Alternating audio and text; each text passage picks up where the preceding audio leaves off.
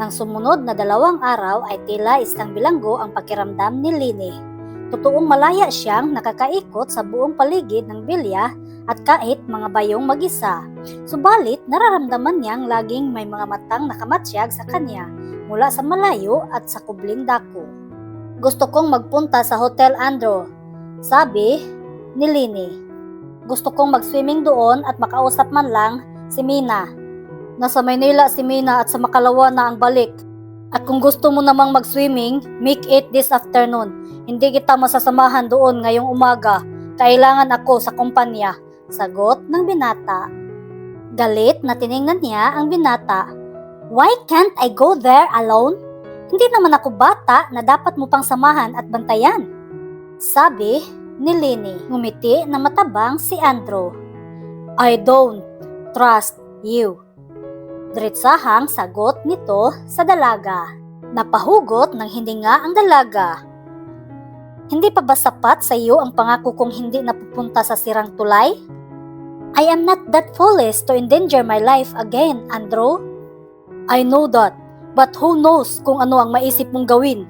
Out of rebellion, Lini? Baliwalang sagot nito sa dalaga. I'm sick and tired of this bloody arrangement, Andrew. Galit na wika ng dalaga bago ito tumayo. Ngumingising umiling si Andrew. You were brought up to be a fine lady, befitting your status. Sent to famous schools here and abroad, pero nagugulat ako sa mga kilos at mga salitang ginagamit mo, Lini. Sasabihin ko ang gusto kong sabihin at wala akong pakialam sa iniisip mo.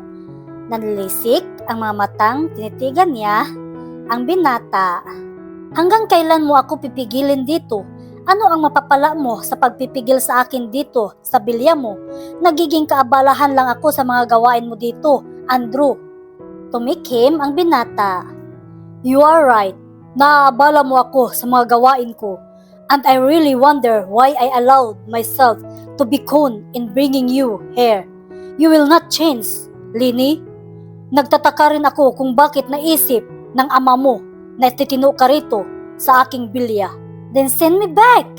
She hated her father at kung sino pa mang may pakana ng kanyang kinaroroonan. Ano ang akala ninyo sa akin? Am I some kind of juvenile delinquent? And who do you think you are that you even thought you can change my ways? You arrogant bastard! I know you don't mean that. Mahinahong sagot ni Andrew na bahagyang nagtagis ang mga bagang sa huling sinabi niya. Bahagya lang ang kaabalahan kung ikukumpara sa kasiyahan sa pagiging narito mo, Lini. You proved to be an enjoyable company, bruh. You are not the boring female I have expected you to be. Oh, thank you. Sarkastikang wika ng dalaga. This is intolerable. Hanggang kailan ako dito? Ano ang gagawin ko sa susunod na mga araw? Kung sa palagay mo'y nag-i-enjoy ka sa company ko, then I'm sad to say that I don't feel the same. I hated it here. I hate your company. I hate this goddamn forsaken place. Alright, let's go to the hotel this evening at mag-disco tayo or we can go night swimming. Hindi tayo natuloy sa night swimming noon, diba?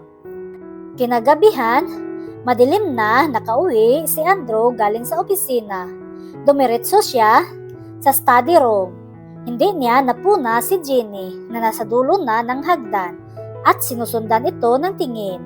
Kinuha ang susi sa bulsa at sinusian ang pinto at pumasok. Nagsalubong ang mga kilay ng dalaga. Bakit kailangan susian ito ang silid na iyon? Mabilis siyang sumunod at nagpasalamat na hindi masyadong naisara ni Andrew ang pinto. Dinampot ng binata ang telepono sa mesa at dumayal sa kapatid. Will you speak to Arnolfo Nieves, Leonard?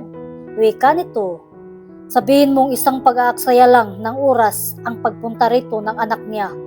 Itinulos sa kinatatayuan si Lini. Bakit mo nasabi yan? Nagkakaproblema ka ba sa kanya? Hinintuan ni Leonard ang ginagawa. Nahihimigan nito ang galit sa tinig ng kapatid. That is an understatement, nagpupuyos na sabi ni Andrew. She almost get us killed the other day. At sinabi nito ang nangyari sa Braids. Kilala mo ako bilang madiplomasyang tao, Leonard. But for some reason I cannot comprehend. I lose my temper every time we talk. Ask Nevis to find some place to dump that brat. I have nothing to do with that lady. Tinakpan ni Lini ang bibig upang hindi marinig ni Andrew ang pagsinghap niya. Damn! Ano ang palagay sa kanya? Basura? Sa marahang hakbang ay mabilis na tumalikod ang dalaga at muling nagbalik sa sariling silid. May bahagi ng dibdib niya ang nasaling sa narinig na sinabi ni Andrew na pauwiin na siya. It hurt so bad na hindi niya napigilan ang pagpatak ng maluha. Bakit hindi mo na lang tapusin ang taning na napag-usapan ninyo ni Arnulfo, ha, Andrew? You agreed to it, di ba? Suggestion ni Leonard sa kapatid. This lady is unpredictable, Leonard. Talo ko pa ang may kasamang buhawi rito. Lagi na lang akong nag-iisip kung ano ang susunod niyang gawin. At ang hindi ko maintindihan kay Arnulfo ay kung bakit ipinagkatiwala niya sa akin ang anak niya. He doesn't even know me personally. Kayo ang magkaibigan at magkakilala, hindi ako. Of course, kilala ka niya. Nagkausap na kayo ng 2 beses at sapat na yun. Isa kang Guevara, Andrew. Hindi ko alam kung dapat kong ipagpasalamat na isa nga akong Guevara, Leonard. Sa tingin ko ba'y lalong nagiging prominente ang pagiging bastardo ko sa pangalang ito. Kinabukasan, maaga pa lang ay nasa ibabaw na ng kabayo si Lini. Without the horse, she'll get bored to death. All her life, she was as free as a bird ni hindi siya naitali ni Arnulfo sa mga restrictions ng pagiging anak ng isang Nieves. Nagagawa niyang kumilos at magsalita sa paraang gusto niya. Pagkatapos, biglang-bigla ay nakulong siya sa bilyang ito. Oh well, she loved the place. Pero hinding-hindi niya aaminin kay Andrew yun. Ang katotohanan kung bakit siya naroon ang nakapagpakulo ng dugo niya. At ang katotohanan pa rin, ang ama niya ang may pakana nito ay lalong nagdudulot ng matinding galit at sama ng loob na gusto niyang umiyak. At ang pinakaayaw niya sa lahat ay ang katotohanan na hindi niya kaya si Andrew at yun ang lalong nagpadagdag sa galit niya. She hated the devil. All her childhood and teenage life ay nasa ilalim siya ng pangangalaga ng 3 diktador na mga kapatid na lalaki. Ang kaibahan nga lang, she can twist them with her little finger pag may gusto siyang hingin at ipagawa sa mga ito. At iyon ang hindi niya magawa kay Andrew. She had used all known tactics pero wala ring nangyari. The men that she met have lost their heads over her and to think that they never go beyond kissing and pitting.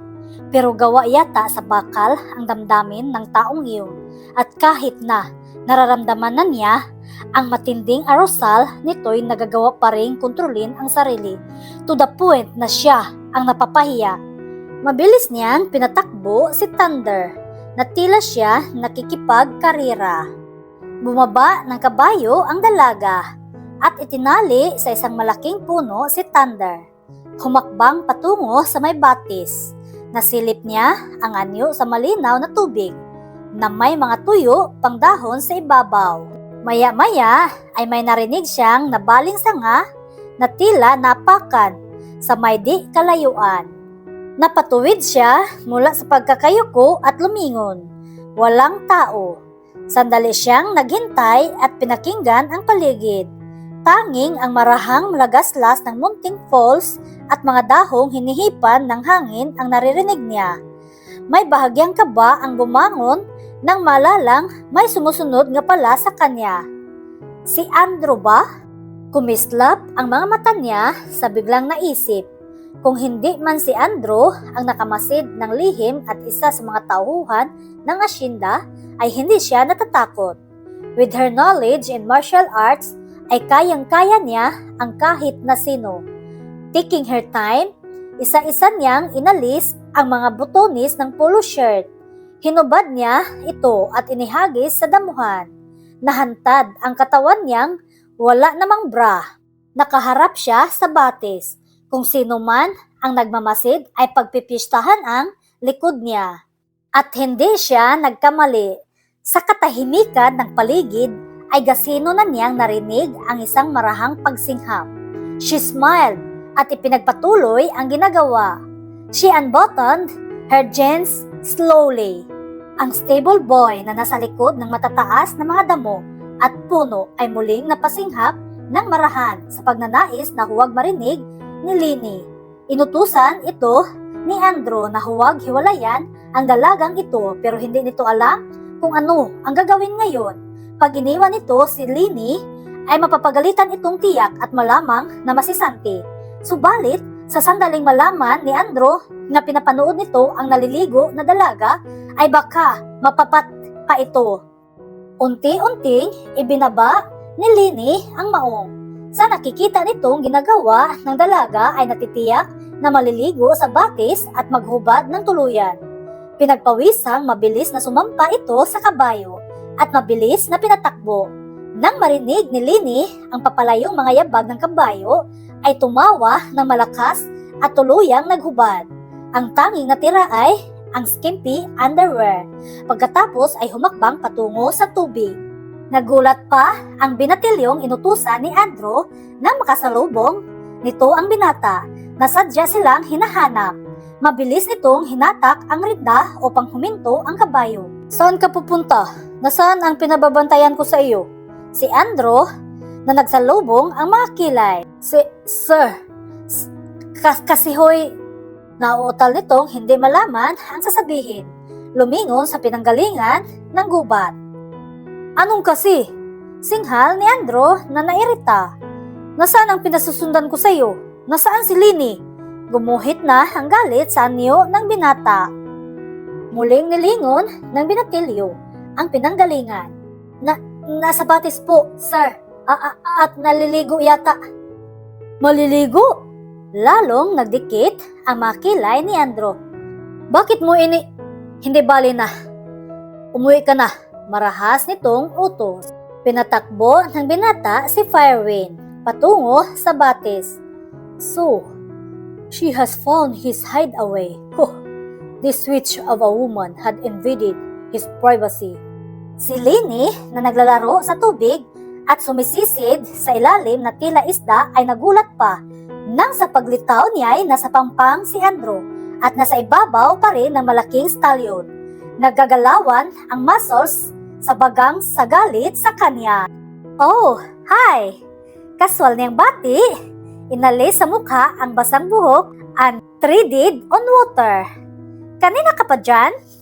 Pinanood mo ba ang striptease ko? Did you find it very seductive? Nakangiti pero nanunuya ang tinig niya. To tell you the truth, I don't know what to do with you at this moment. Alam mong may tao akong pinasusubaybay sa iyo pero nagawa mong maghubad? I never asked to have a hidden chaperone, Andrew. Natila ako isang espiya sa isang crime movie. Ikaw ang may gusto noon? Gusto kong maligo. Ano ang gagawin ko? Sinadya mo! Hiyaw nito na nag-iko sa buong gubat. Paano kung ang itutusan kong subaybayan ka ay hindi ang binatilyong iyon? Paano kung pinag-interesan ka ng isa sa mga tauhan ko sa kalukuhan mo? Nag-aalab ang mga mata nito sa galit. Dalhin mo sa konsensya mo kung ano man ang mangyayari sa akin. Galit ding sagot ng dalaga. And are you that stupid to court danger because you want to rebel against me? Kung sino man ang magkamaling lumapit sa akin, then I would probably kill him dahil mabubunton sa kanya ang galit ko sa iyo. Galit na wika ni Lini. Huwag mong ipagmalaki ang kakayahan mo, Lini. It never worked on me. Oh yes, only because... Bigla siyang huminto sa pagsigaw. Hindi niya maituloy ang sinasabi. Only because of what? Sigaw ni Andrew na naningkit ang mga mata. Only because you are better than I am. Pagalit niyang sagot. Double your size and strength, love. Hindi mo pa rin ako kaya. Ginamit nito ang endearment sa patuyang paraan na lalong ikinagalit ni Lini. Leave me in peace, Andrew. Umahon ka na dyan. Utos ng binata na kanina pa nagsisikap na sa mukha lang niya matuon ang tingin. Malinaw ang tubig at nababanaag nito ang katawan ng dalaga at kanina pa rin nanidikip ang maong nito sa harapan. Kung kaya mo akong iahon dito nang hindi gumagamit ng dahas, then come and get me, Andrew. Hamon ng dalaga na naningkit ang mga mata sa inis. Huwag mong ubusin ang pasensya ko, Lini! Ngunit, nakalubog na uli sa tubig ang dalaga at hindi na narinig ang sigaw. Mabilis na bumaba ng kabayo at galit na hinubad ang polo shirt at leather boots at medyas. Pagkatapos ay tumalon sa tubig. Nang maramdaman ni Lini yun ay mabilis na lumangoy palayo. Parang isdang naghahabulan sa tubig ang dalawa. At kung sa malawak na dagat ay naabutan siya ni Andrew, di lalo na sa batis. Nakayakap na sa biwang niya ang binata and her hands on his shoulders. What shall I do with you, Lini? He whispered hoarsely. At totoong hindi nito alam kung ano ang gagawin sa mga sandaling iyon. His arms on her warm and naked body, her breast on his chest, and within touching and kissing distance and torturing him to madness. First, kiss me, she boldly said and raised her chin a fraction. Umungol ang binata. Don't do this, love. I could eat you alive. Don't you know that? He said agonizingly. What does it take to seduce you, Andrew? She whispered and reached for his mouth. Her mouth almost touched his. Nang itaas ni Andrew ang isang kamay at hinawakan siya sa buhok at banayad na hinila. Napatingala ang dalaga. You will tempt, assent, Lini. Humahaplos sa mukha niya ang hininga nito na nagdulot ng kakaibang init sa katawan ng dalaga. At hindi ganun kalawak ang kontrol ko. Please, don't push me to the limit. Pagsisisihan nating pareho. He whispered fiercely. Pero inilapit ni Lini ang mukha dito and flicked her tongue over his lips. Umungol si Andrew and crushed her mouth in a wild kiss. She kissed him back hungrily, met his tongue with her own. He was kissing her again and again, driving his tongue deep when she thought they'd probably die of suffocation the way they sucked each other's breath. Iniwan ni Andrew ang mga labi niya and kissed her throat, biting and nibbling her flesh, then went back to her lips and kissed her again. Is this what you want, love? He whispered in her mouth while his hands fondled her breast one after the other. Oh yes, Andrew, and softly touched his muscle. Then she attacked the button of his jeans. Easy, love. Hindi niya namalayang inalis siya ni Andrew mula sa kinatatayuan nila at dinala siya sa ilalim ng falls. Nagulat pa siya sa pagtama ng malakas na tubig sa mukha at katawan niya. Pero sandali lang yon. Sa kabila ng lagaslas ng tubig ay isang tila hinukay na malaking bato na kasya kahit 4 na tao. Ang sunod niyang nalaman ay ang pagtaas ni Andrew sa kanya patungo sa ibabaw ng malapad na bato. Tanging mga binti na lamang niya ang nakababad sa tubig. Inilagay ni Andrew sa likod niya ang maong nitong hinubad and came out of water and stood naked in front of her. He was bronze and beautiful. This man is magnificently built everywhere, At bago pa niya maituon sa kung saan ang isip niya, yumuko si Andrew at inalis ng tuluyan ang natitirang nakatakip sa katawan niya and gently laid her down sa basang maong nito. Then his eyes stared at the slim and lovely body before him. She was the most beautiful woman he had ever seen. He could not believe that this little tease has an innocent beauty. Bumaba ang tingin ng binata down to her belly and and he sucked his breath softly. He imagined himself sinking down between those slender thighs. Yumuko ito at inabot siya, buried his face in her wet hair, and when roughly find her mouth and kiss her, wildly, sending his tongue deep, possessing her. His hands and lips are everywhere, at hindi nagtatagal sa iisang dako. He wanted to touch and kiss her everywhere. At the same time, he wanted to explore and tease the softness of her flesh. Si Lini ay abala sa pagdama sa katawan ng binata.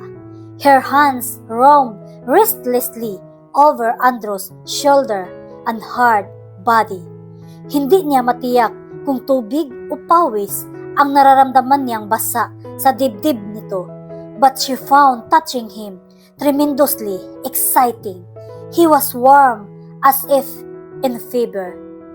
Oh, love, I want you so badly. He left her mouth and thrilled kisses down to the swell of her breast. She wondered how would it feel if he kissed her nipple, and she became totally powerless against this skilled lover. She marveled at the things his mouth was doing to her breast and his hands on her soft, hot flesh. Let me love you now, my love, he whispered, at pinaghiwalay niya ang bihita ni Lini. She was totally aroused, but when she felt the stark and primitive arousal on the portal of her private body, biglang nangibabaw ang nervyos ni Lini. Itinulak niya ang binata. Ah, Andrew, masakit! Don't tell me to stop now, Lini. We have gotten this far. But, no buts, you little tease, he said in a voice rough with passion and anger. I've warned you already. I want you now, Lini. I want to make love to you and test all of you. I'd love that too. Sinikap niyang lumunog. She has never been a coward all her life. Pero sa pagkakataong iyon ay parang gusto niyang lumubog sa tubig at lumangoy palayo. Lumambot ang mukha ni Andrew. Sorry, if we are not in the bed, love. Ani ni Andrew na inakalang iyon ang dahilan ng biglang resistance niya. Then he pushed roughly and she cried softly. Andrew, please! It's alright, love. Bulong nito and kissed her tenderly. Woman had a hard time adjusting with my body, but it will be alright, I promise you. Delight afterwards, and drove again, harder this time. Gusto nang maiyak ni Lini. Andrew, muli niyang inilagay ang mga kamay sa dibdib nito upang pigilin. What? He answered impatiently. He did not want to talk. He wanted to be inside her fast. She swallowed hard. I only want you to know that I'm... Pero hindi sa sinasabi niya nakatuon ang pansin ng binata. Umungol ng malakas ang lalaki, like a wounded beast. He had never been indecisive all his life until now. Niyuko nito si Lini at hinalikan ulit sa mga labi. She wanted to open her mouth and speak pero hindi niya magawa. Umiling siya. May namumuong luha sa mga mata as the pain registered in her eyes, though he stopped moving. Virgin, be damned, but I'm not stopping. Lini, not now. I don't stop you, either. Good, cause it's no use. I'm halfway there, love.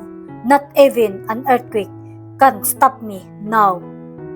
He lowered his head and fused his mouth on hers as he penetrated gently this time and broke that barrier. Lini wanted to cry, but his mouth locked on hers. Pakiramdam niya ay nasusuffocate siya, felt faint and dizzy, as if someone took the very air from her lungs. At sa wari ay gusto niyang mag-black out. She moaned in pain through his mouth, but it was a sexy sound na hindi magawang kumilos ng banayad ni Andrew and drove even deeper. So small, so perfect, and so beautiful. Bulong nito sa pagitan ng paghalik sa kanya, and oh, I could make love to you all day. Huminto sa paggalaw ang binata and looked into her eyes, while his hands continued to touch her flesh tenderly, softly, seductively. You are very perfect and beautiful, love. Andrew withdrew a little at tinitigan siya. Does it really hurt you? He asked gently, at sa kauna-unahang pagkakataon ay may damdaming bumangon sa dibdib nito na hindi nito maunawaan. Strange tenderness for this woman. Umiling lang si Lini.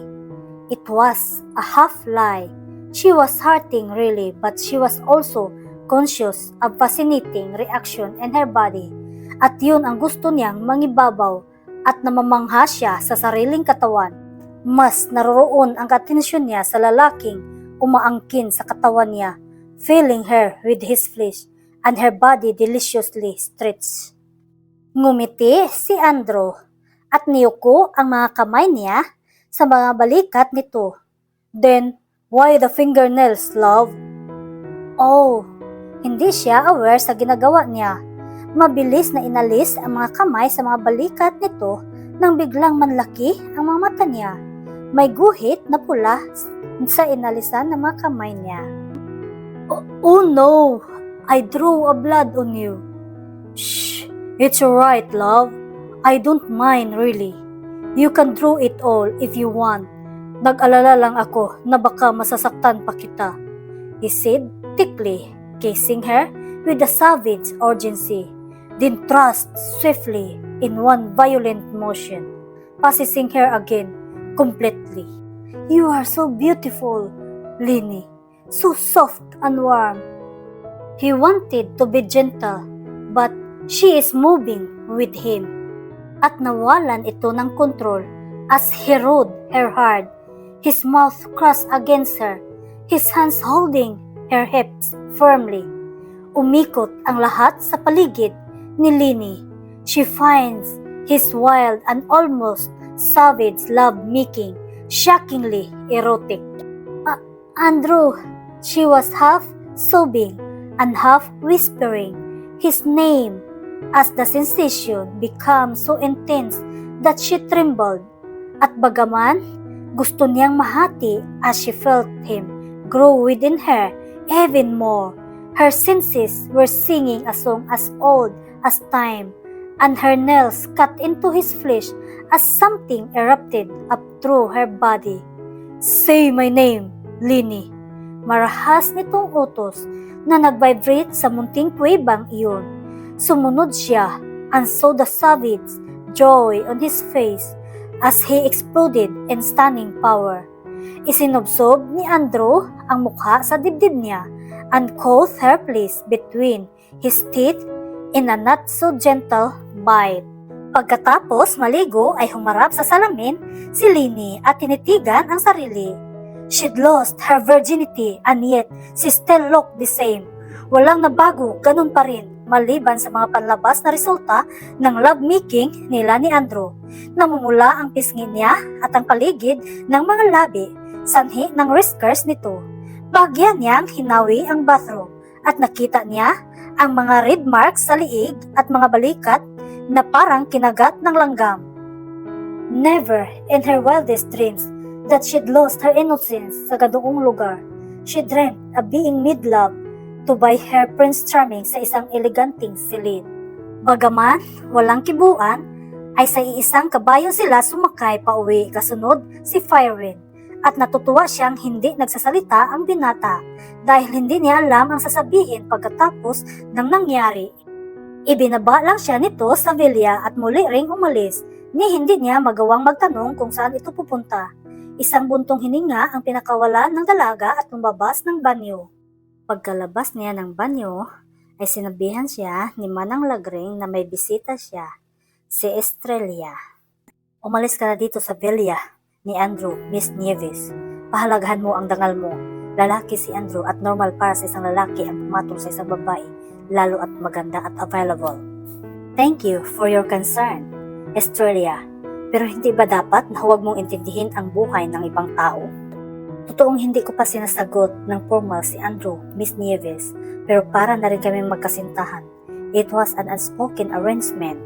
Sinabi sa akin ni Andrew na anak ka daw ng isang maimpluwensyang tao. So you see, Miss Nieves, dahil lang sa status mo kaya ka hindi matanggihan ni Andrew. Sinabi niya yun? Malisyoso ang umiti si Estrella. Natural. Kailangan niyang ipaliwanag ang presensya mo. Sana'y balik mo sa amin ang katahimikan, Miss Nieves. Bukas makalaway kakausapin na ni Andrew ang mga magulang ko at hindi magtatagal ay papakasal kami. Huwag mo sanang antalahin iyon. Antalahin? Sinabi niyang pag-uusapan namin ang tungkol sa aming dalawa sa sandaling matapos ang bakasyon mo dito. Huwag mong ipagkamaling ipinagsisilusan kita, Miss Nieves. Definitely not, dahil matagal ko nang alam kung anong uri ng babae ang gustong kasamahin ni Andrew sa buhay niya.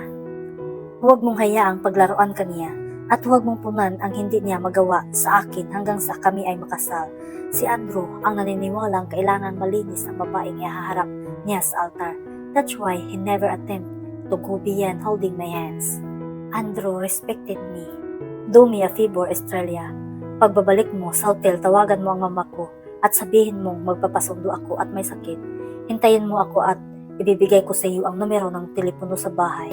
Bago siya tumalikod ay nasulyapan niya ang relief sa mga mata nito. Mabigat ang mga paang pumasok siya sa silid. Ngayong nakakatiyak siyang makakauwi na nga, saka naman tila mabigat ang dibdib niyang iwan ang lugar na ito. She must be mad. Andrew points of view. Si Andrew ay nasa company at nakatingin sa mga nagtatrabahong tao, subalit wala doon ang pansin at isip na sa babaeng katalik kaninang umaga. He wanted her again. Wala siyang natatandaang may kinailangan siyang babae tulad ng nararamdaman niya ngayon para kay Lini.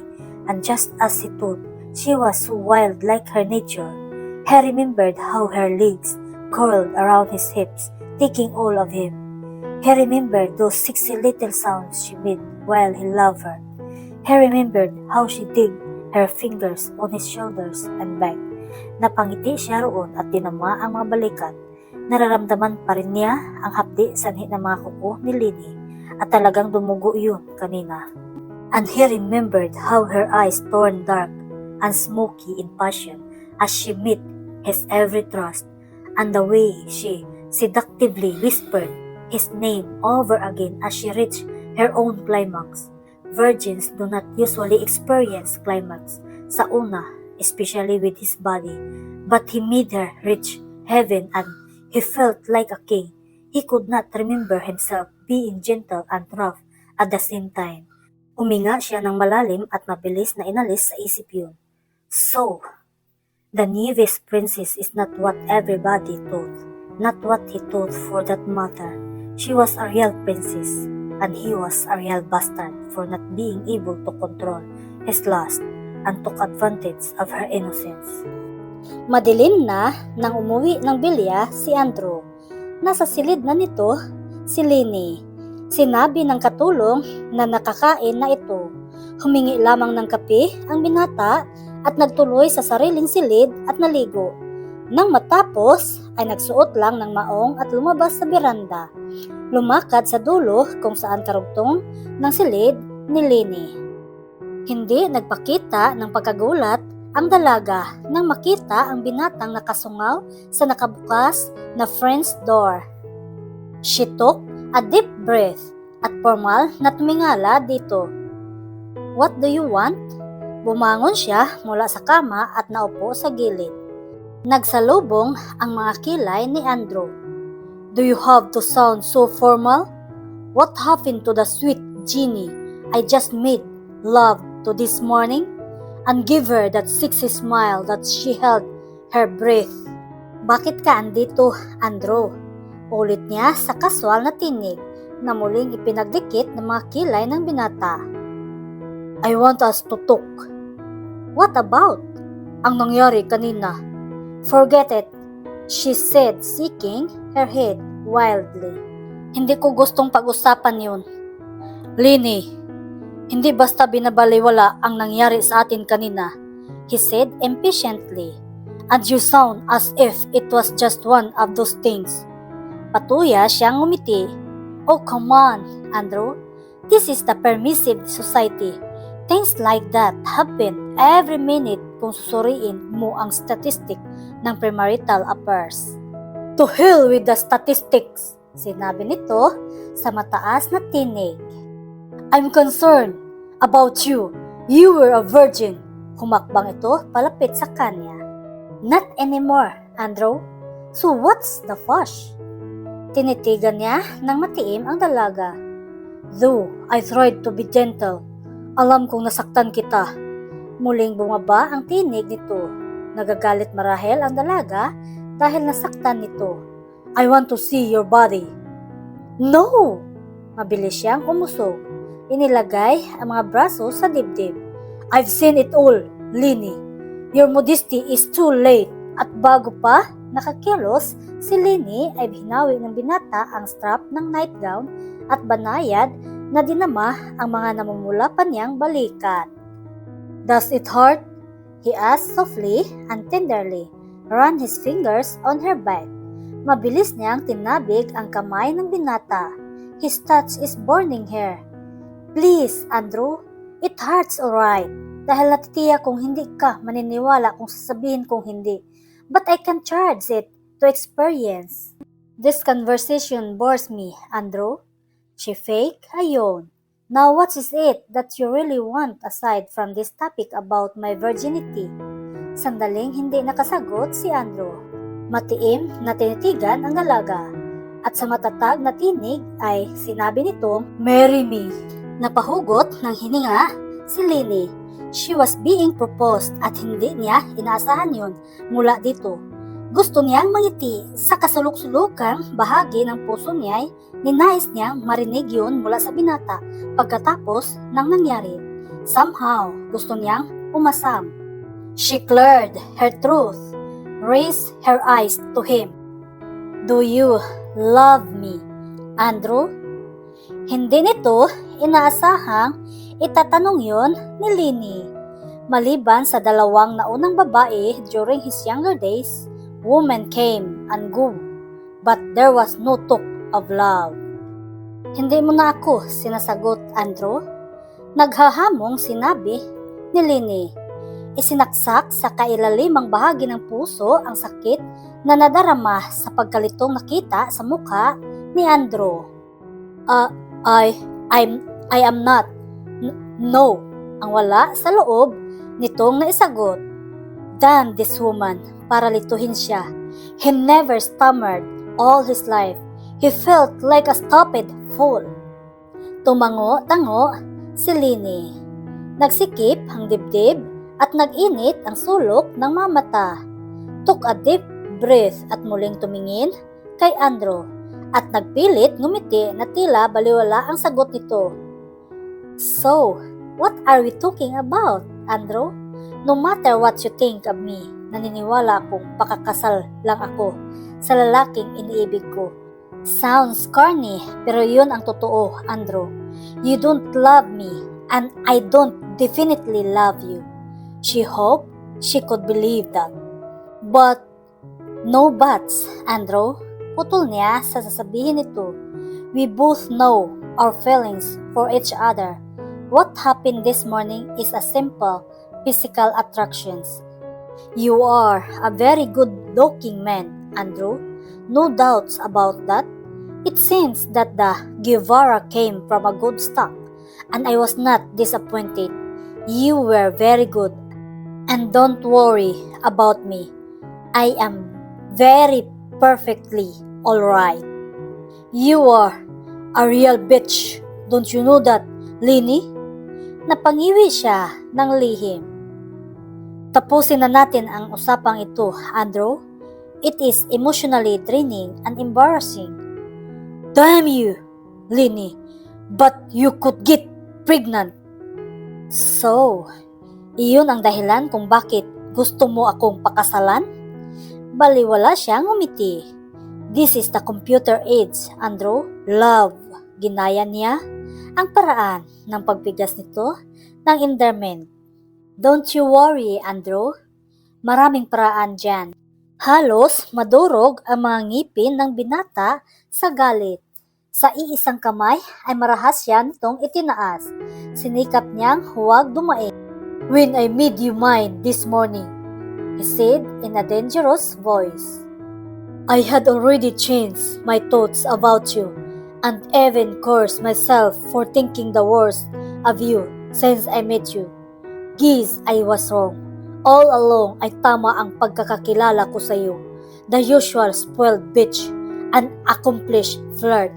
Nasasaktan ang damdamin ni Lini sa mga sinasabi ni Andrew. Huwag na huwag kong malalaman, Lini. Gagawin ko ang lahat within my power to bring you back here, hog-tied. I cannot allow another bastard, nor will allow abortion. At kung iniisip mong natatakot ako sa mga lalaking, Nieves, you can think again. Pagkatapos ay mabilis na itong tumalikod at lumabas sa friend's door. Si Lini naman ay isinubsob ang mukha sa unan and tried so hard not to let her thirst fall. He proposed to marry her dahil sa katayuan niya sa buhay at sa pagiging virgin niya at dahil baka magbunga ang ginawa nila. Hindi mahirap isipin na hindi gusto ni Andrew na isang bastardo ang muling isilang pero hindi niya gusto ang ganoong dahilan. She want love and romance tulad ng pag-ibig ng kanyang ama at ina. Si Andrew naman ay nagtuloy sa kwadra at inilabas si Firewind. Marahas na sumampa sa stallion at mabilis na pinatakbo patungong batis. Nang makarating siya sa batis ay nagdive siya at pabalik-balik na lumangoy. Sa ikatlong pagkakataon sa buhay niya, inalok niya ang pangalan niya sa isang babae, ang walang kakwinta-kwinta niyang pangalan. Nasabing Guevara pero baliwala, nasabit lang siya dito sa isang hindi sinasadyang pangyayari. At sa ikatlong pagkakataon din ay tinanggihan siya. Both woman more or less ay may iisang dahilan. Only Lini was too polite and well-bred upang hindi hantarang ipamukha sa kanya ang tunay niyang katayuan. She sugar-coated it by telling him that she will only marry for love. Love? Bullshit!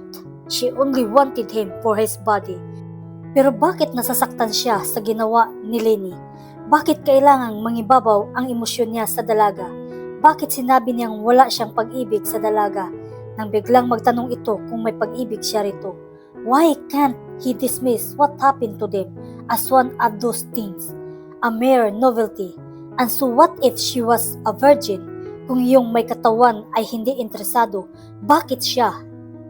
Napabalikwas ng bangon si Andrew sa malakas na ingay na naririnig sa labas.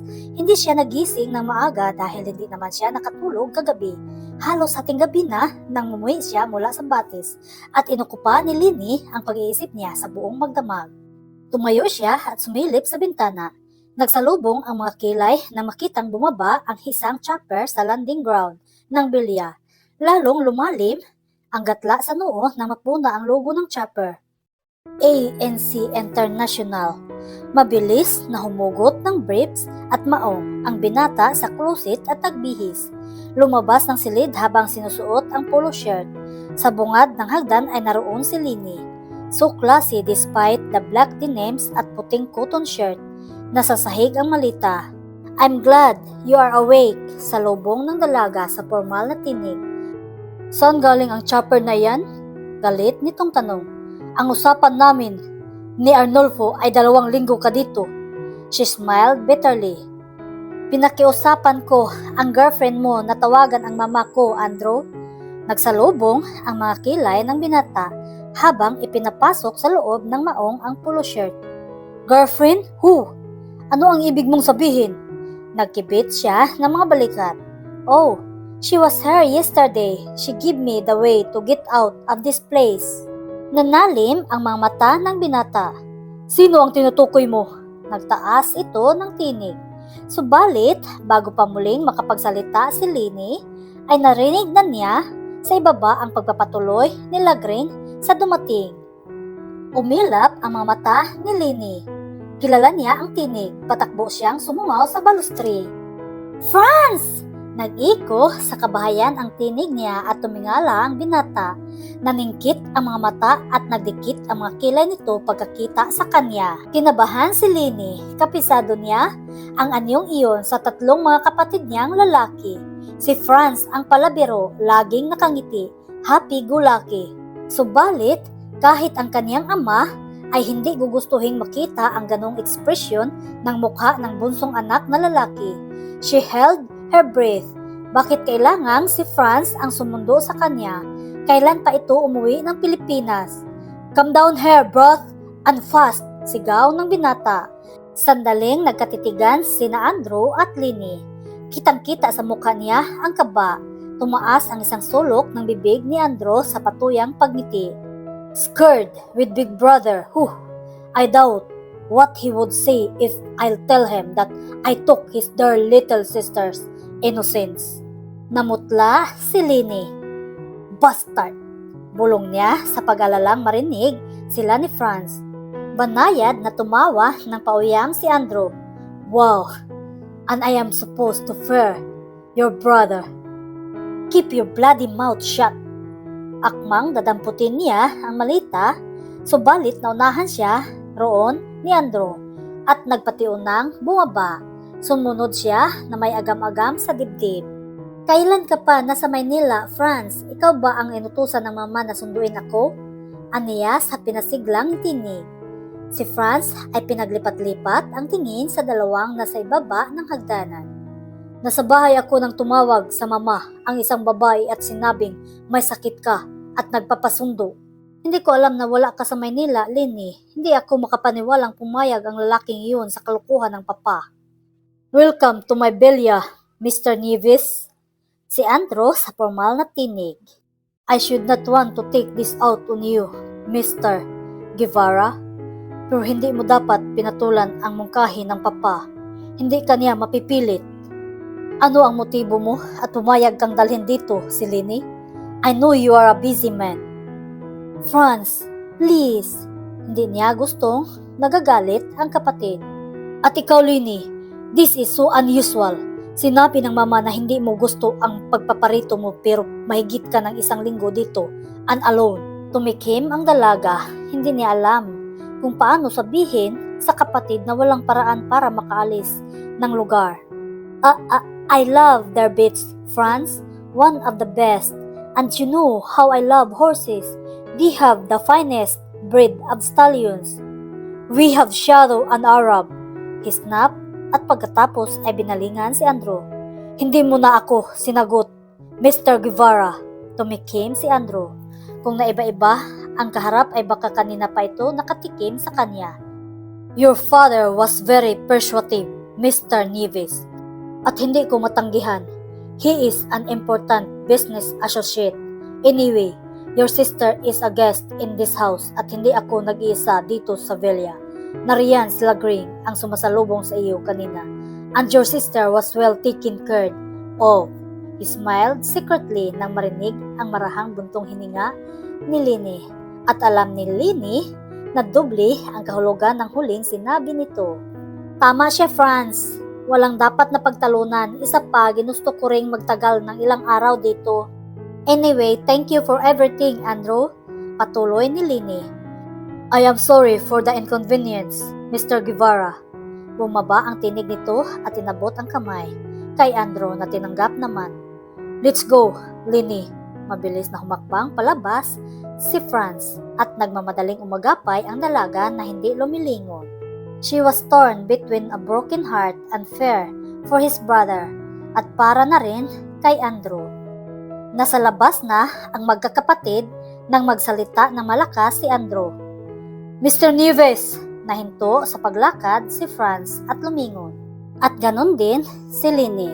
Ang magkapatid ay naghihintay ng sasabihin ni Andrew. Marahang nagsalita si Andrew bagaman sa pandinig ng magkapatid ay tila ito kulog mula sa langit. Should your sister get pregnant, you know where to find me. I am willing to marry her.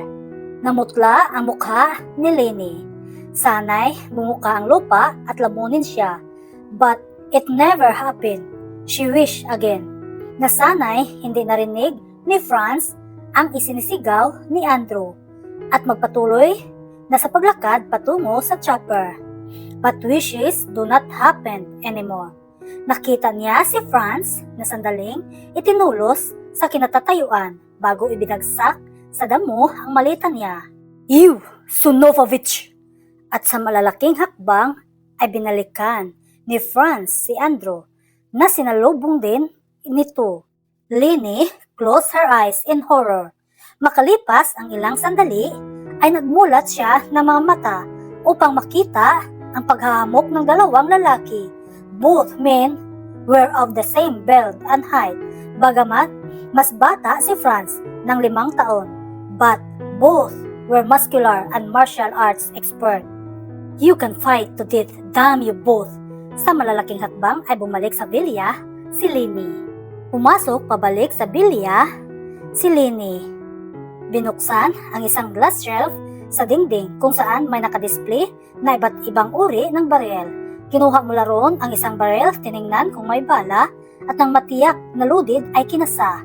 Muling bumalik sa labas at itinaas ang baril sa ere at nagpaputok. It worked. Mabilis na naghiwalay ang dalawa at parehong nilingon siya. Naniningkit ang mga matang hawak sa dalawang kamay ang baril at itinuon sa dalawang lalaki. Of course, I could not tell you. Aniya na tumas bumaba ang dibdib. Pero gusto rin lang ninyong masaktan, madali para sa aking sugatan kayo sa iba't ibang bahagi ng katawan. You know that very well, Franz. Itinuon niya ang mga mata sa kapatid. I would not miss a strand of your hair.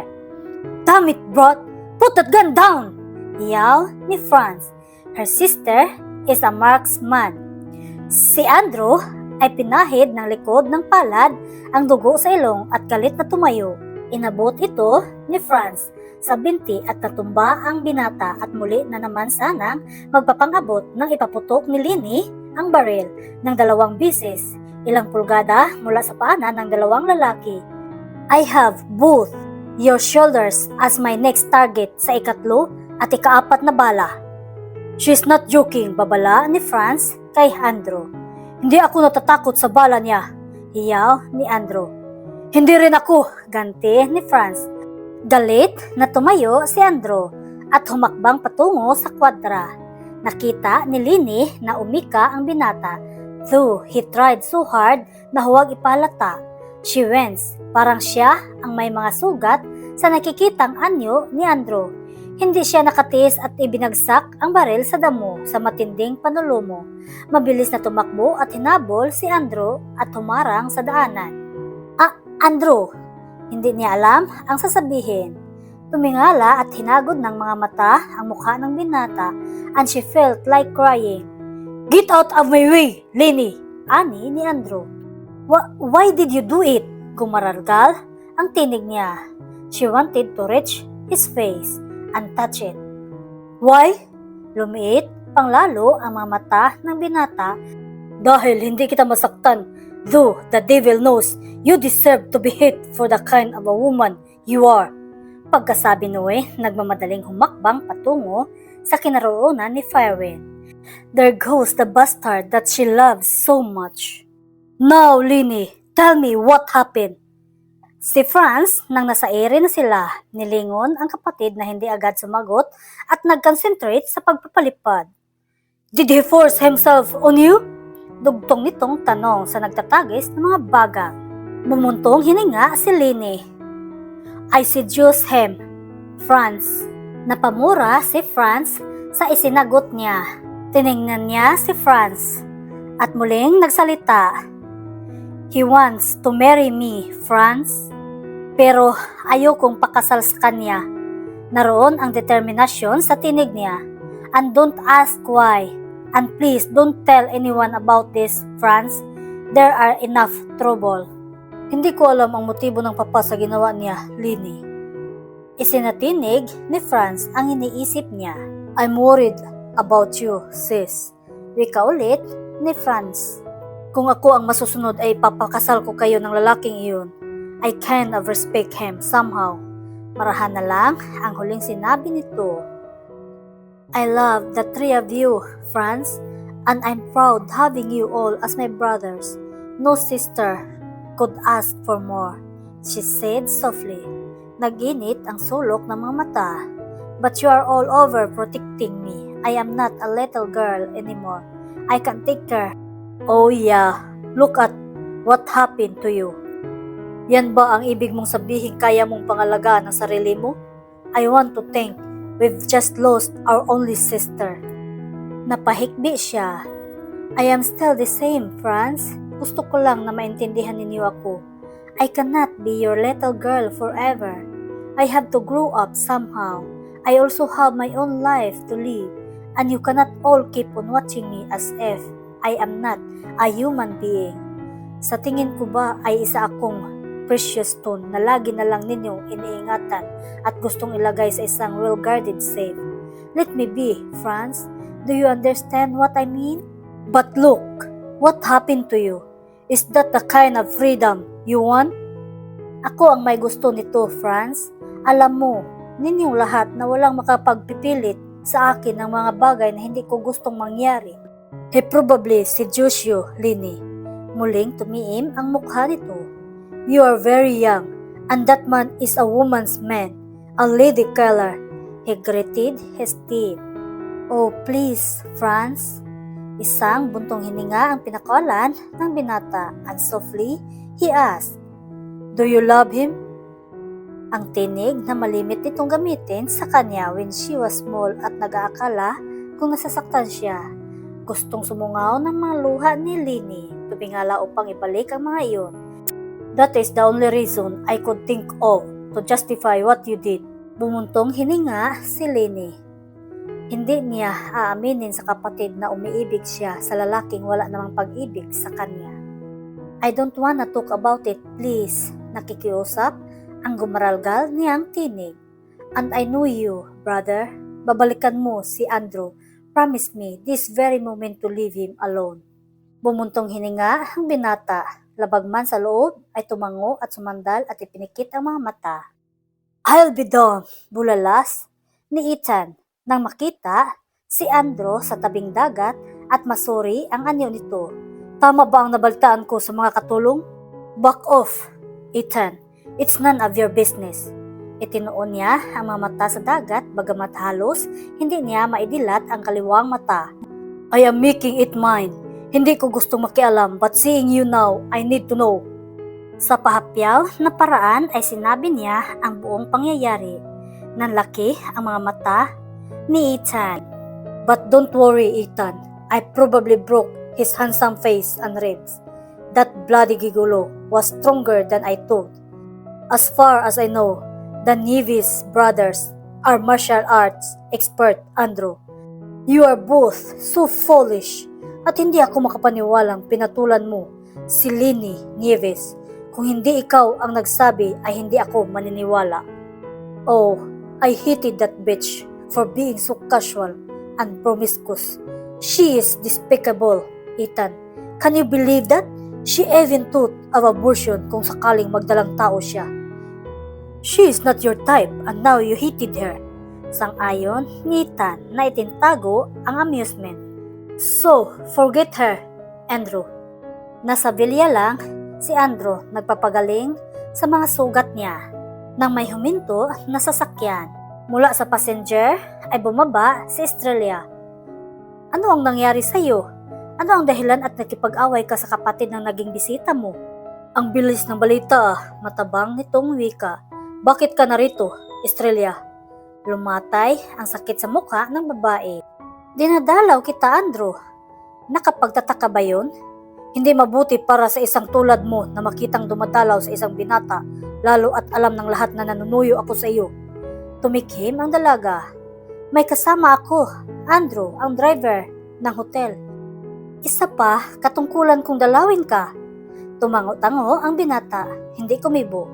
Mas mukha kang maestra kaysa hotel employee, Estrella. Bakit hindi ka naging guro? Nabigla si Estrella sa tanong. Ayoko ng maraming bata, Andrew. Sawang-sawa na ako, 7 kaming magkakapatid at inalagaan kong lahat. Muling tumango ang binata. Kung sakaling mag-aasawa kay magkakaanak ka rin, di ba? Umiwas ng tingin si Estrella. Tama na siguro ang dalawa at kaya naman nating bumayad ng yaya, di ba? Hindi nakalampas sa pandinig ni Andrew ang nating ginagamit. Tumango lang ulit ang binata. Gusto ko nga palang samahan mo ako sa Manila bukas, Estrella. Kumislap ang mamata ng babae. Of course, saan tayo pupunta? Gusto kong dalawin ang mama sa National Center for Mental Health. Matagal-tagal na rin akong hindi nadadalaw. Pumormal ang mukha ng dalaga. Itinuwid ang sarili at humugot ng buntong hininga. Ang bahaging iyon ng buhay mo'y ibaon mo na sa limot, Andrew. Natitiyak kung naaalagang mabuti ang mama mo roon ng mga doktor. Hindi mo man sinabi ay napag-alaman kung hindi siya naging mabuting ina sa iyo at sapat na marahil na magbabayad ka ng mga doktor para asikasuhin siya. She is my mother, Estrella. Kalmanting sagot ng binata. Ano man ang nangyari sa amin ay ina ko pa rin siya. In fact, I'm thinking of bringing her here in my bilya. Isang malaking kahiyan yun, Andrew. Bahagi siya ng buhay ko, Estrella, at hindi ko pwedeng itanggi o ibaon sa limot. Matigas niyang sinabi. Napatayo ang dalaga. Bilang mapapangasawa mo'y may salita din ako sa bagay na iyan, Andrew. Ibig bang sabihin niyang sinasabi mo'y pumapayag ka na sa matagal ko nang inalok sa iyo? Naipasya kung ganun na nga at dapat na pareho nating sangayunan ang pagdadala mo rito sa mama mo. Hindi ko gusto ang ideyang iyon, Andrew. Ako lamang ang maaaring magpasya kung ano ang dapat gawin sa mama, Estrella, at bala kong iuwi siya dito sa bilya. Naroon ang finality sa tinig niya. Nanlaki ang mga mata ng babae na titig sa kanya. Nagbibiro ka lang, Andrew. Maaalala ng mga tao na isang kriminal ang stepbrother mo. Isa kang bastardo at may baliw na ina. At sa kauna-unahang pagkakataong may nanlait sa pagkatao niya, ay walang nadamang pait si Andrew, kahit na nga ba mula sa babaeng binalak niyang kasamahin sa habang buhay. Goodbye, Estrella. Si Lenny ay inubos ang sumunod na mga araw sa pagdalo sa lahat ng mga party at kasiyahan.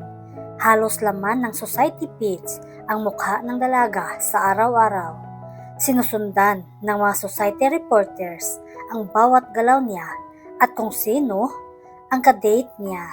Si Andrew na nasa loob ng opisina ng kanyang kumpanya ay inihagis ang dyaryo sa misa. Si Leonard ay amused na hindi pinapansin ang kapatid, patuloy sa pagperma ng mga chiki. Tumayo si Andrew at sinulyapan ang relo sa braso. Alas 9:30 ng umaga. Dinampot nito ang telepono sa misa ni Leonard at dumayan. Hello, this is Andrew Guevara. Gusto kong makausap si Lenny. Ilang beses na niyang tinangkang kausapin si Lenny, subalit sa tuwing dinadial niya, ang linya nito ay ibinaba na agad bago pa man mag-ring. Ngayon ay hindi na niya mapapalampas ang balitang nasa society column ng periodiko.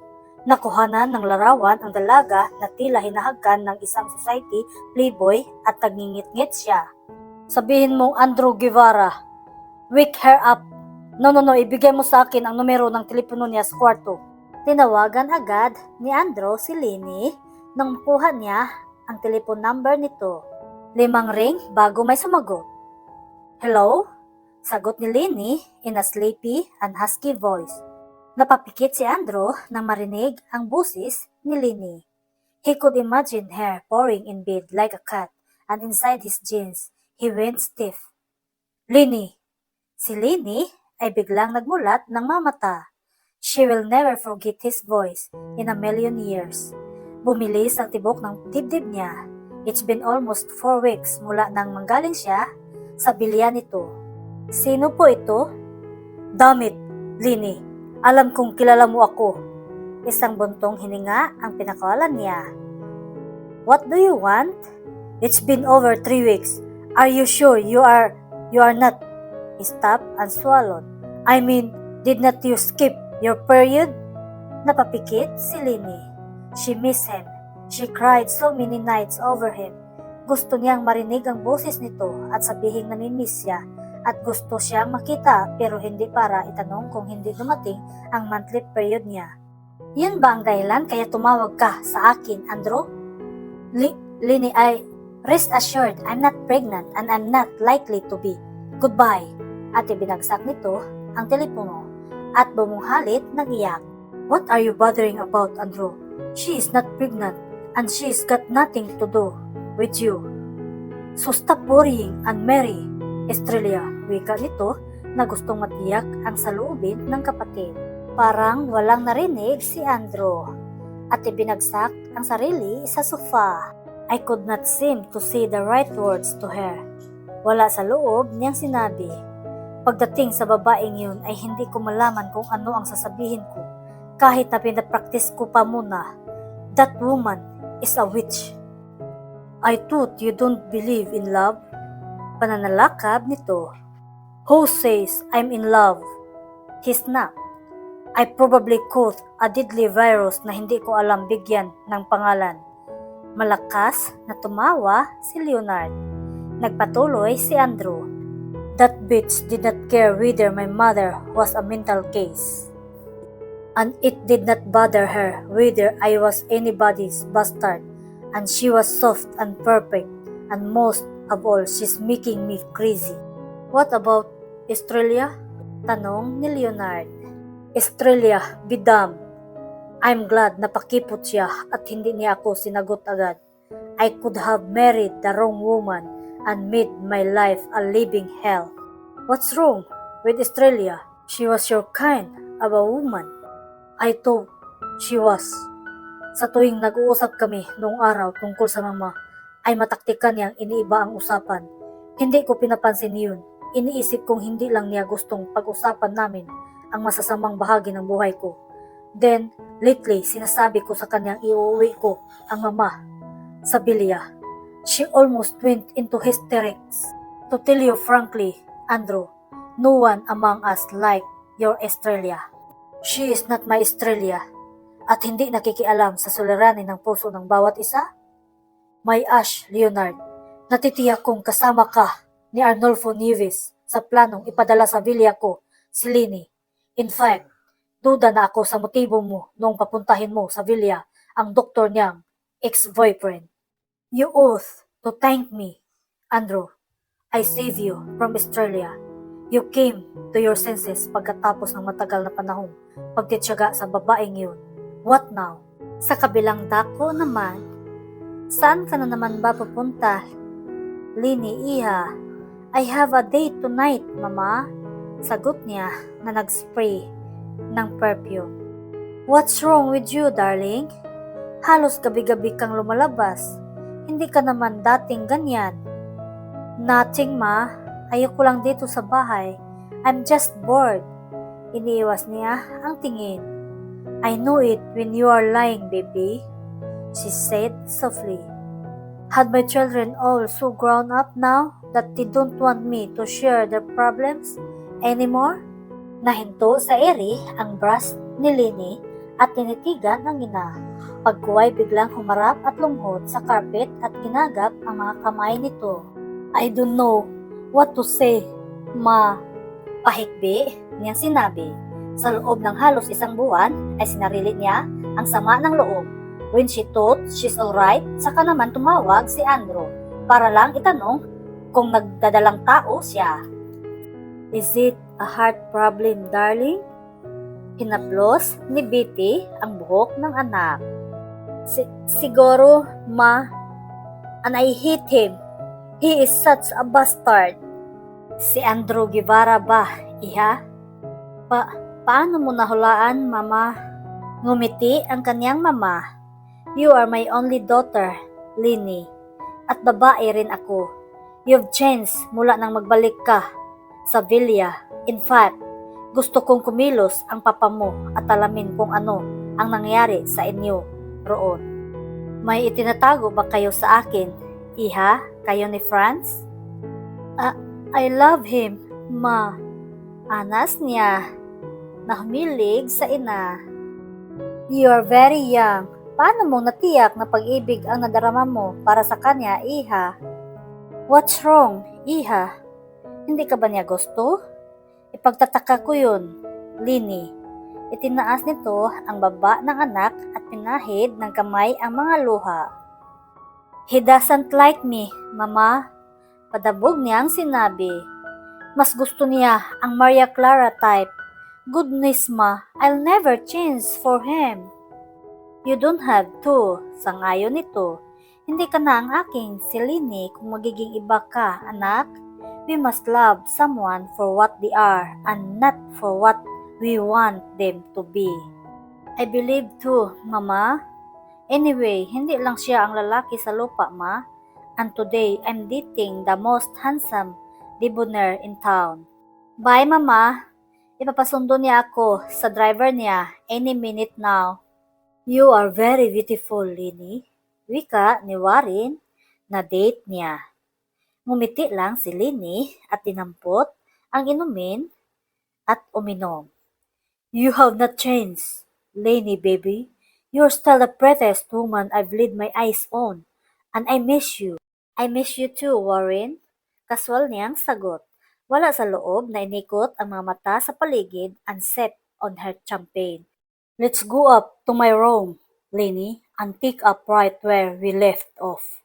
Marami na siguro siyang nainom na champagne o nahihilo na sa kislap ng mga kamera at sa mga taong kanina pa sumusunod sa kanila dahil hindi niya kinontra ang sinabi nito. Tumayo siya at lumakad kasama ni Warren patungo sa elevator. Kasama ng 3 bodyguards ay pumasok sila ng elevator patungo sa 9th floor kung saan naroon ang room ni Warren. Isinandal niya ang ulo sa elevator at pumikit. Marami ba talaga siyang nainom?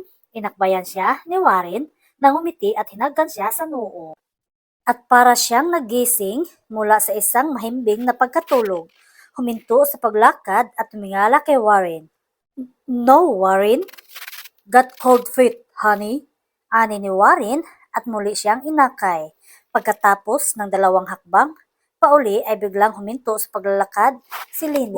What are we going to? I mean, it's late, Warren. Frantic niyang tiningnan ang manipis niyang wristwatch. I have to be home before... Scared, my Cinderella? Amiyos na wika nito na itinaas ang baba niya. Know what? This is one thing that made you so different from other women. You are so reserved and I love you for that, Linny. Don't run away this time, honey. Akmang magsasalita ang dalaga nang muling bumukas ang elevator at lumabas roon si Andrew. Mabilis itong nakalapit at tinabig ang kamay ni Warren. Get out your bloody hands off her! What? Ang mga bodyguard ay biglang parehong umalerto at inihanda ang mga sarili. Si Warren ay mabilis na bumitaw sa pagkabigla. Andrew, kanina ko pa kayo pinagmamasdan, Linny. Nagliliyab ang mga mata nito sa galit. Saan ka sa palagay mo papunta kasama ang puting ito, ha? Wala kang pakialam. Pabulong niyang sagot. Hindi niya gustong sumigaw at magalit dahil nakikita na niyang nakahanda ang mga bodyguard. Tanging ang mga mata niya ang nagbabadya ng galit and at the same time, the need to throw her arms around him. Ano ang ginagawa mo dito? What the hell are you talking about? Naguguluhang tanong ni Warren na pinaglipat-lipat ang tingin sa dalawa. Do you know this man? Oh yes, she knows me. Agap ni Andro sa nanggagalaiting tinig. I am her fiancé. Fiancé? Gulat na tinitigan ni Warren si Lini. Let's go, Lini. Sabi ni Andro na marahas nitong hinablot ang kamay ng dalaga. He is right, Warren. He is my fiancé. Are you sure, baby? Sabi ni Warren. Yes, you bet she is. Sagot ni Andro bago pa nakapagbuka ng bibig si Lini. Now, let her go because it doesn't bother me a bit if you were the king of Timbuktu and you have an army of bodyguards. You son of the... Please, Warren. Si Lini na hinawakan sa braso ang lalaki. Hila-hila ni Andro si Lini papunta sa loob ng elevator. Ni hindi niya magawang maghisterya at magalit dahil may ilang guests sa loob. Nang bumukas sa ground floor ay mahigpit na hinawakan ni Andro ang kamay niya at inakay palabas. Bitiwan mo nga ako? Ano ba? Angil niya at tinabig ang kamay nito nang nasa labas na sila ng hotel. Ano ang ginagawa mo rito? Alam mo ba kung hindi ko inawat si Warren ay nabugbog ka na ng mga bodyguards nito? Umismid si Andro. Fine, naibuhos ko sana sa mga yun ang inis ko habang pinaglalaroan ng Amerikanong yun ang mukha at mga balikat mo. Saglit na natahimik si Lini. Hambog ka talaga, Andro. You did not even beat my brother at ayan pa sa mukha mo ang mga bakas. Sinurot niya ang mukha nito. Iyon pa kayang 3 bodyguards and trained martial arts experts? Oh, bakit mo inawat? Naghahamong tanong nito sa matinding inis ng dalaga. Because I did not want another scandal with you, Andrew. At baka sa buwan na ako ipadala ng papa. Whether you like it or not, nasa dyaryo at TV tayong dalawa bukas. Wika ni Andrew. See that? Itinuro nito ang ilang reporters. Oh no! Nawawalan siya ng sasabihin sa galit. At bago pa nakakilos si Andrew, ay tumakbo siya. At sumakay sa taxi, inilak niya ang pinto. Bilisan mo na, mama, utos niya. Buksan mo itong pinto, Lini. Subalit tumakbo na ang taxi palabas.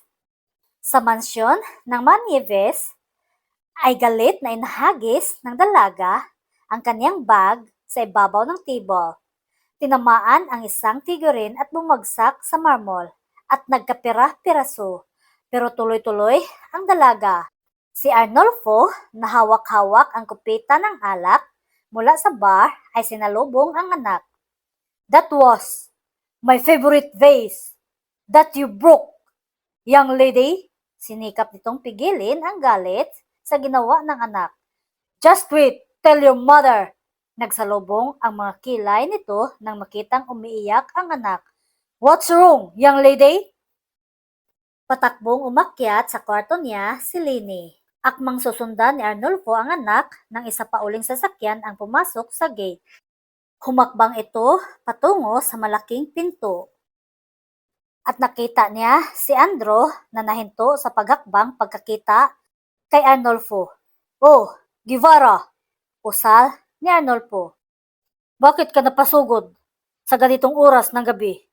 Tumaas ang isang sulok ng mga labi ni Arnolfo. More or less ay nahuhulaan na niya ang mga nangyayari. Good evening, Mr. Nieves. I am asking your permission to speak to your daughter. Wala sa tuno mo ang nanghihingi ng permiso, lalaki. Inuutusan mo ba ako? Huminga ng malalim si Andrew. Gusto kong makausap si Lini, sir. At kung hindi ako pumayag, naghahamong sagot ni Arnolfo. Isang linggong mahigit ang anak ko sa bilya mo at nakakaamoy ako ng hindi magandang pangyayari. May dapat ka bang ipaliwanag sa akin? I have nothing to explain to you, Mr. Nieves.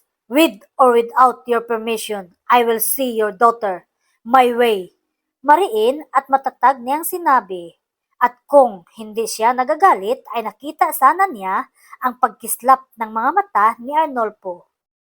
Si Lini ba ang narinig kong sumigaw, darling? Si Betty mula sa library at nagulat pa nang makitang may kausap ang asawa. Good evening, Mom. Si Andrew na nagbago ang ekspresyon ng mukha nang makita si Betty. His voice softened. I came to see your daughter. And who are you, young man? Tanong ni Betty. Siya, si Andrew Guevara, Betty. Agap na sagot ni Arnolfo. Oh, I see. Marahang bulalas ni Betty na umaliwalas ang mukha at hinagod ng tingin ang binata. Lenie's right. You're curious and very attractive. Nasa tinig nito ang paghanga. Betty Nieves, sigaw ni Arnolfo sa asawa. Thank you, Mom. And you want to see my Lenie? Yes, Mom. If you allow me. Magalang na sagot ng binata na lalong nagpagalit kay Arnolfo. Hindi makapaniwalang napalambot ng asawa niya ang anyo at tinig ng lalaki. Nasa itaas na ang anak mo, Betty. At maaaring tulog na. Wika ni Arnolfo. Narinig ko siyang dumating ngayon lang, sweetheart. Nakangiting kontra ni Betty. Tinawag ang katulong at ipinatawag si Lini. Mabilis na umakyat ng hagdan ang inutusan. Ikinawit nito ang braso sa asawa. Let's leave them alone, Arnolfo. Nginitian nito si Andrew. At hinila na nito si Arnolfo papasok sa library. Maya-maya ay bumaba ang katulong. Hindi po niya gustong makipag-usap sa iyo, sir. Tell her that I'll tear this place down pag hindi niya ako kinausap. Pumanhik ulit ang katulong sa kwarto ni Lini. Ilang sandali lang ay bumaba ulit ito. Nasaan na siya? Hiyaw niya. Go to hell daw, sir. Naningkit ang mga mata ni Andrew sa galit. Sabihin mong papanhikin ko siya pag hindi siya bumaba. Nang sumungaw uli ang katulong ay malakas siyang sumigaw na nag-iko sa buong mansyon. Lini Nieves, I am giving you a final minute to calm down and I don't give a damn what happens. Sa loob ng library, very romantic, darling. Let's hear kung ano ang gagawin ng anak mo. Sabi ni Betty. Mula sa balustre sa itaas ay sumungaw si Lini. Ano pa ba ang gusto mo? Hindi pa ba sapat ang mga ginawa mong pinsala at gulo sa buhay ko? Don't be such a brat. Calm down and let's talk civilly. Talk civilly? Why were you civil tonight? Sarkastikong sagot ng dalaga. He touched you, damn it! And devil knows what he did inside the elevator. So? Nagtaasan ang mga kilay ng dalaga at namiwang. What is it to you? I am casual and permissive, diba? Your word, Andrew. Besides, you did your own fair share of touching, did not you? Not just touching, you. Watch your mouth, young lady. Agap ng binata. Bumaba ka rito at mag-usap tayo ng hindi nagsisigawan. Gusto kong sumigaw at wala kang pakialam dahil bahay ko ito. Okay, fine. Gusto mong magsigawan tayo? Fine. Nilinga nito ang paligid at saka malakas na sumigaw. I touch your body the way I never did any woman. I kiss every secret parts of you and I made love to you. Hey, everyone! Did you hear that? Si Franco at Betty na nasa library ay napahugot ng hininga. Bloody bastard! Si Lini na patakbong bumaba at tuluyang nawala ang puwes. Si Arnolfo naman ay pabalandrang binuksan ang pinto ng library at galit na sumugod habang pinipigil ni Betty. Walang hiya ka, Gibara! Ipinagkatiwala ko sa iyo ang anak ko pagkatapos ay hindi nito na ituloy ang sasabihin dahil pumagit na si Betty at malakas na pumigil. There's no need for another bloodletting, Mr. Nieves. Kalmanting sagot ni Andrew. Your son, Franz, nearly murdered me. Alam ni Franz ito? Halos magkapanabay na wika ng mag-asawa. Nilingon ni Betty ang anak na nasa ibaba na ng hagdan. Lini, iha, ano ang I am asking your permission, ma'am, to marry your daughter. Wika ng binata sa toresadong tono pero nakatuon kay Lini ang mga mata. Hindi ako papakasal sa iyo. Lynn, you might be carrying my child, our child. Banayad na wika ng binata. Child? Hiyaw ni Arnolfo. Si Betty ay nanlaki ang mga mata habang pigil-pigil sa braso ang asawa. I am not. Umalis ka na, Andrew. Hindi ko kailangan ang sense of responsibility mo and give your honorable motive to someone else. Si Arnolfo na muli sanang magsasalita ay napigil ng paghakbang ni Andrew patungo kay Lini. I am offering you my honorable motive, Len, he said gently. At yung sense of responsibility ay kasama sa pagmamahal yun, hindi ba? Pagmahal mo ang isang tao, it is natural that you wanted to be responsible for her, to take care of her, he said softly. Pagmahal mo, ganti ng dalaga. Namumuo na ang mga luha sa mata.